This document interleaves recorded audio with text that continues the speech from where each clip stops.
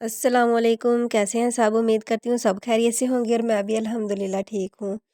कोशिश करें इस रमज़ान में चंद एक वो नेकियां करें जिसका इल्म सिर्फ़ अल्लाह को हो, वही सबसे कीमती है। ये वो महीना है जिसमें आसमान के दरवाज़े खोल दिए जाते हैं, जहन्नम के दरवाज़े बंद कर दिए जाते हैं और शैतान कैद कर दिए जाते हैं। ये सिर्फ़ भूख और प्यास का नाम नहीं, ये निगाहों के रोज़े का महीना है, ज़बान के रोज़े का महीना है, दिल के रोज़े का महीना है।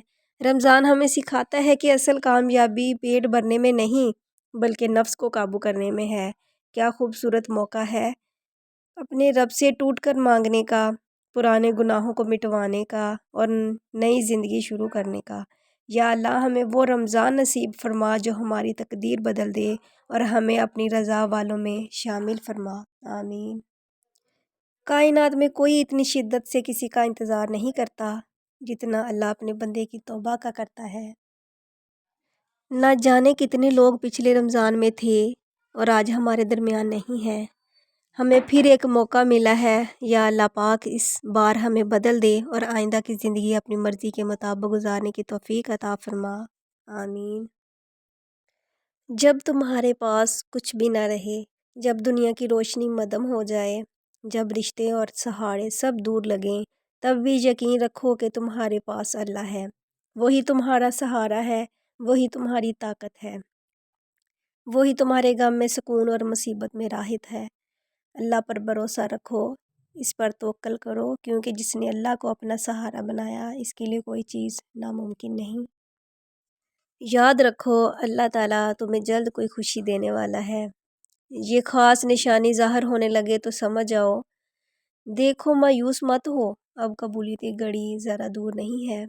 तुम देखोगे अल्लाह पाक खुफिया वसीलों से तुम्हारी चाहत तुम तक पहुँचाएगा।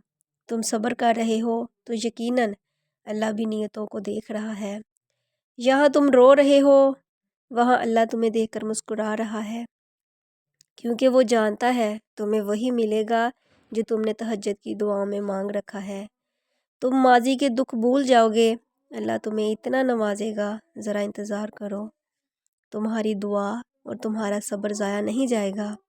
तुम्हारा मामला अल्लाह के सुपुर्द है, वो जल्द तुम्हारी कहानी मुकम्मल कर देगा।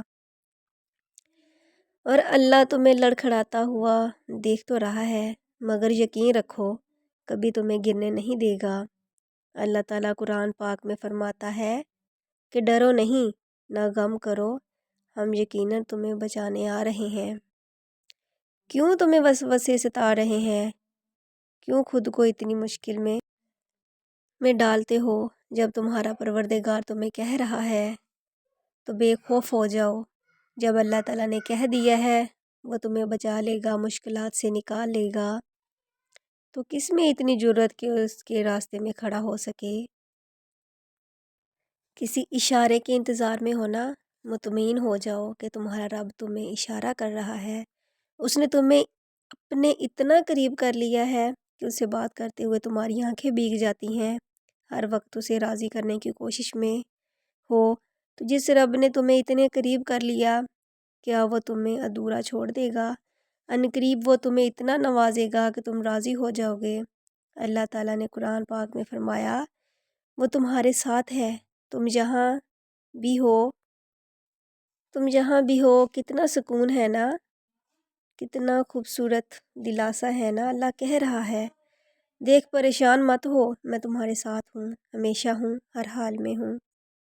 तुम परेशान हो, तुम तकलीफ़ में हो, तुम लोगों की बातों से हौसला हार रहे हो, मैं सब देख रहा हूँ, सुन रहा हूँ। देख, परेशान ना हो, मुझ पे यकीन रखना, मैं तुम्हें अकेला नहीं छोड़ूंगा।